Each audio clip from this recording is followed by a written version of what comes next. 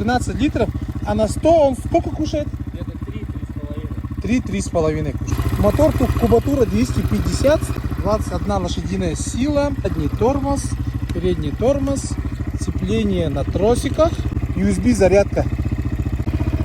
Ножка. Чуть высокий, мне 1,73 м на пятках держусь.